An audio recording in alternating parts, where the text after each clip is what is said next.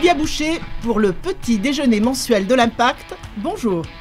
Notre thème d'aujourd'hui, le tourisme.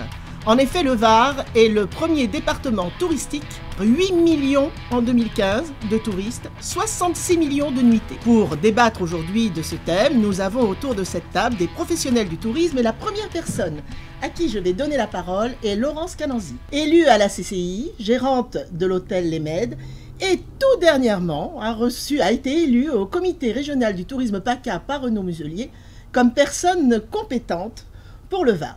Laurence, que pouvez-vous nous dire d'abord de ce qui se passe au niveau du tourisme à la CCI, nous parler de l'hôtellerie au Med, et puis nous expliquer quand on est la personne compétente dans le Var, ça signifie quoi ? Alors, le tourisme dans le Var, c'est en effet, comme vous l'avez dit, un gros potentiel de personnes qui viennent sur le territoire. Une structure qui allie donc des professionnels qui s'impliquent, eux, dans une démarche de volonté d'aller tous ensemble dans le même sens. Donc ça, c'est déjà bien. On a eu quand même, je pense, une bonne entente sur le territoire.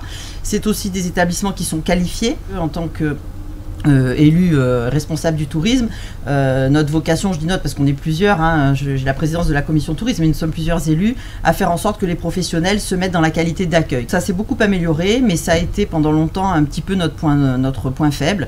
Aujourd'hui, on est reconnu comme quand même une destination très accueillante à tout point de vue. Étant élu à la Chambre de commerce et d'industrie, on a la possibilité de rentrer justement dans cette institution qui est le CRT, le comité régional du tourisme.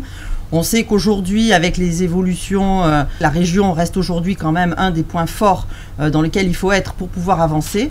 Le Var fait partie d'une région qui est juste sublime, qui est la région Provence-Alpes-Côte d'Azur, de laquelle nous faisons partie.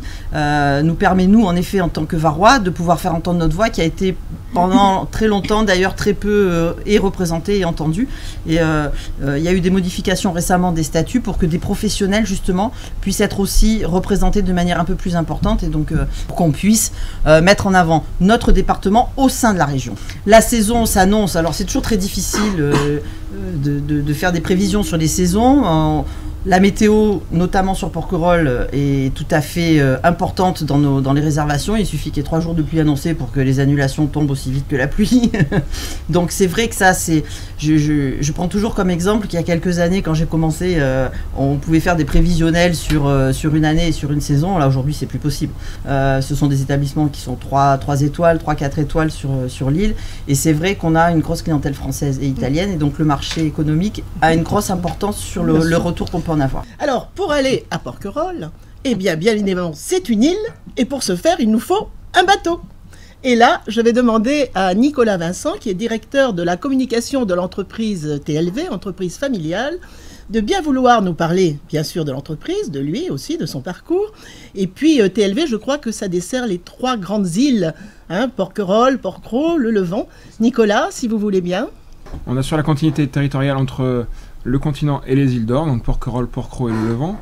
Donc on dessert Porquerolles au départ de la Tour Fondue et Porquerolles et le Levant au départ du port d'Hyères. On assure une activité toute l'année du 1er janvier au 31 décembre. On est délégataire de service public. On transporte environ 500 000 passagers à l'année sur les îles, qui comprend les Iliens, les résidences secondaires, les entreprises, tout le personnel qui travaille sur les îles, ainsi que tous les usagers. Ces 2 dernières années, on a été en augmentation environ 2%, ce qui est quand même important sur l'impact économique de la région. Bien sûr, puis ça prouve, comme disait tout à l'heure Laurence, que Porquerolles attire un nombre incessant de personnes, parce que c'est vrai que c'est une île qui fait rêver, y compris nous les Varois, nous les Toulonnais. TLV existe depuis quand ?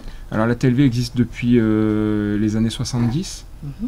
C'est une affaire familiale, je crois savoir. Alors, c'est une affaire familiale. Nous, la famille a commencé dans le nautisme depuis environ 35 ans. Nous avons racheté la TLV depuis 99. Je vais maintenant passer la parole à Madame Ting Denis. Ting Denis est la directrice de la communication de l'ADT, Agence Développement pour le Tourisme. Qu'est-ce que vous pouvez apporter aux touristes ? Quels moyens, quel réseau avez-vous développé pour faire venir les gens dans notre beau département? L'Agence de développement touristique du Var est une structure qui dépend du conseil départemental et nous mettons en œuvre le budget que le département prévoit pour le développement touristique. Donc en fait, il y a des fois un peu une confusion par rapport à notre mission. Nous ne sommes pas une grande office de tourisme qui ouvre la porte pendant la saison pour accueillir au mieux les touristes. L'agence de développement touristique, c'est une agence qui développe le tourisme, en tout cas, essaye de le faire en mettant en œuvre un certain nombre de choses, aussi bien avec les professionnels du département, les hôteliers, les hébergeurs, camping, etc., ou les prestataires d'activités. Et puis, nous avons également le rôle de faire la promotion et la communication sur nos marchés, avec comme objectif notamment d'étaler la saison, aussi bien sur la côte à l'intérieur que l'inverse. Nous avons d'ailleurs lancé il y a quelques mois un nouveau site internet qui a gardé son nom Visite Var. Nous avons également lancé l'année dernière l'ensemble des réseaux sociaux, c'est très important. Nous avons un plan d'action de promotion et communication. Sur ce plan d'action, nous retrouvons un certain nombre d'opérations. Les plus classiques, ce sont les salons pour porter la bonne parole et distribuer des brochures, mais surtout aussi inciter les personnes à consulter justement tous nos supports digitaux. Nous rencontrons les tour operators, les agences spécialisées de niche qui vendent des séjours autour du vin, des choses qui font rêver. Notre département est magnifique, à de la nature, l'écrin naturel, etc. Le Var, c'est toute l'année. Et toute l'année, il y a des manifestations, toute l'année. Alors maintenant, si je vous dis les pains penchés à Carqueiranne qui s'appellent aujourd'hui la table du port, les pains penchés au Cap Brun, les petits pains place de la Liberté, traiteur à la Garde, une hôtellerie et un spa de luxe absolument magnifique aux Sablettes en lieu et place de l'ancien casino, les trois restaurants, le Navigateur, la Galerie, un restaurant gastronomique de haut vol, l'Horizon, une activité que j'ai découverte au travers de cette interview, traiteur cachère à Nice. Si je vous dis tout ça, bien évidemment, vous aurez reconnu une personnalité de l'hôtellerie et de la restauration incontournable. J'ai nommé Monsieur Stéphane Lelièvre. Quel honneur de vous recevoir aujourd'hui, comme tous les invités qui sont là. Et que pouvez-vous nous dire? Pouvez-vous nous parler de cette dernière réalisation? Parce que Stéphane était un homme de l'Est. Aujourd'hui, il couvre le territoire. C'est aussi un homme de l'Ouest. Car quand on est toulonnais, il faut le savoir, soit on est à l'Est, soit on est à l'Ouest. Eh bien, Stéphane nous prouve le contraire. On peut être à l'Est et à l'Ouest, sans l'être vraiment. Stéphane, que pouvez-vous nous dire de cette dernière réalisation absolument magnifique, entre autres? On est à l'ouest, effectivement, parce que dans le pays dans lequel on vit, faire autant d'investissements avec autant de salariés, c'est être un peu à l'ouest. Mais bon, on se bagarre pas mal. Il y a 31 ans, avec mon épouse Sandrine, après être sortis tous les deux du lycée hôtelier de Nice et de Marseille, on a décidé d'ouvrir un restaurant qu'on a appelé les Pains Penchés sur le port de Carqueiranne. Aujourd'hui, c'est un groupe d'environ 200 salariés avec 11 établissements, donc le dernier dont vous me demandez de vous parler en plus en détail. Alors effectivement, quand on est venu me proposer cette affaire, un hôtel de luxe qui était fermé depuis 50 ans, depuis 1967. On est venu me proposer ça il y a 5 ans et j'ai mis 4 ans pour me décider, 3 ans pour me décider, parce que j'avais dit j'investirai jamais un centime à la Seine-sur-Mer, ou alors mettez-moi sous tutelle, ça va être compliqué. Et puis finalement, quelques amis m'ont convaincu d'aller mettre mon nez, mes yeux là-bas, d'aller voir ce qui se passait, etc., etc. Je découvre un territoire effectivement que je ne connaissais pas, parce qu'en étant toulonnais, plutôt tourné vers l'Est avec mes affaires, je découvrais l'autre côté, un peu timidement, et puis je tombe sur des gens très sympas. Les Sablettes, la ville de la Seine, n'en parlons pas, les Sablettes ne sont pas des morceaux de notre département qui sont censés être très touristiques, du moins qui ne renvoient pas cette image-là. Et puis bon, voilà. Alors la peur que j'ai eue en faisant cet hôtel, parce que c'était quand même une grosse affaire, c'était de dire si on n'y arrive pas, voilà, j'ai pas eu le courage de faire ce qu'a fait Laurent, c'est-à-dire de le faire tout seul, en disant je fais mon hôtel tout seul et je me débrouille. Donc je me suis appuyé sur une marque mondiale, puisque c'est le leader mondial de l'hôtellerie, qui est Hilton. On est étonnamment content de l'activité de cet hôtel. Voilà, c'est ce que j'allais dire. Donc une première saison qui a démarré en cours de saison l'année dernière, 2017, 2018, les prévisions, ou du moins ce qui s'annonce, les réservations? Alors l'impact, on peut dire aujourd'hui, l'impact de la chaîne du groupe Hilton sur l'activité de l'hôtel par rapport à ce que vous disiez juste avant, Laurence, qui est que le département du Var reçoit en moyenne 20% de touristes étrangers. Chez nous, nous sommes à 56% d'étrangers. La marque Hilton. Et ça, c'est excellent parce que ça fait découvrir l'endroit. On est le seul hôtel du premier groupe hôtelier mondial sur la Côte d'Azur. Il n'y en a pas. Donc on voit arriver des gens de partout, des Américains à l'appel, des Japonais, des Chinois, des Canadiens, etc. Ils sont contents du travail qu'on fait parce qu'on a attrapé d'excellentes notes sur Booking partout. On a de très bons retours clients. On vient même la semaine dernière, même pas il y a 2 jours, d'avoir, on a eu l'award par Hilton du meilleur curieux du monde en accueil client. Incroyable. Voilà, parce qu'ils ont des notes à chaque fois qu'un client sort de l'hôtel. Non, mais enfin, je ne suis pas pour grand-chose, mais les équipes travaillent très bien. Oui. Si je puis me permettre, c'est ce que je disais tout à l'heure, c'est vrai qu'aujourd'hui, au niveau de l'accueil, on a quand même fait un grand pas en avant et on a vraiment des professionnels qui sont dans l'accueil de qualité, de très grande qualité. La preuve, on parle anglais. Et ça, rien que ça, c'est déjà énorme. Sur Hilton, je pense que c'est obligatoire. Chez nous, en plus, chez nous, c'est obligatoire. Oui, non, mais pendant des années, c'était le problème dans notre région.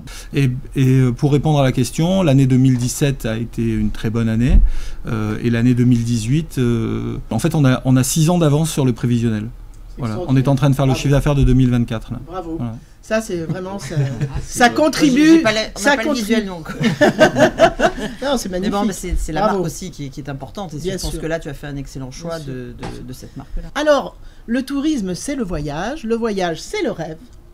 Et aujourd'hui, nous accueillons Frédéric De Benedetti qui participe au rêve avec MySail.croisière, c'est ça? MySail Croisière Méditerranée. Voilà. Alors Frédéric va nous parler donc de ce qu'est MySail Méditerranée, de la création de cette jeune entreprise, puisque je crois que c'est une entreprise qui a entre 4 et 5 ans, c'est ça? Oui, il l'a créée avec sa compagne, Marilyn, et il va nous dire ce qu'il propose, parce que en préparant cette interview, j'ai vu qu'il y avait même des croisières gourmandes sur voilier, ce qui n'a pas manqué d'attirer mon attention. Alors Frédéric, si vous voulez bien... Effectivement, moi c'est Frédéric De Benedetti, donc je suis marin professionnel de marine marchande aussi, et je parle vraiment pas bien anglais pour le coup, et donc j'en suis désolé, mais en fait les gens qui viennent sur mon bateau, je pense que ça leur plaît assez, parce que j'ai l'accent du sud, et je crois que c'est ce qui leur plaît aussi, quoi. Voilà. Quand j'ai créé ma société, c'était le début un peu de toutes les startups, de particulier à particulier, l'ubérisation commençait à arriver, donc j'ai voulu être un peu être au milieu de tout ça, donc avec un produit qui n'existait pas à mon sens, à savoir de la location de bateaux, à démocratiser une location de bateau, c'est-à-dire louer un voilier pour les gens. C'est soit on va sur des plateformes, on ne paye pas beaucoup, soit on va chez les professionnels et c'est très cher. Donc c'était très compliqué à trouver un produit entre les deux.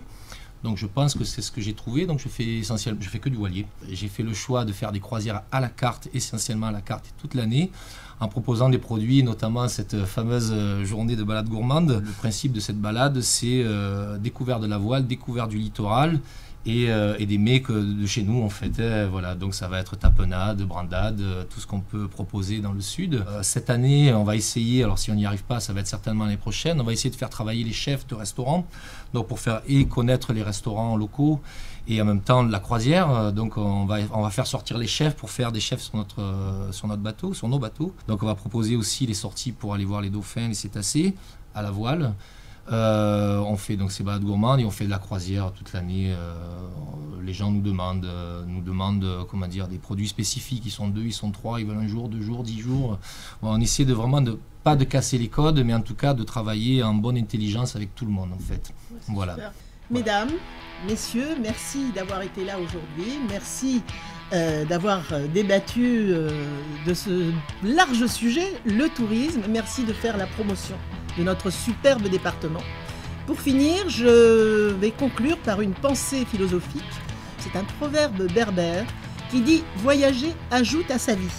Alors on pourrait philosopher longuement sur ce sujet. Voyager, eh bien c'est quoi? C'est découvrir l'autre, les autres, écouter, apprendre, tout simplement. Merci beaucoup. Merci.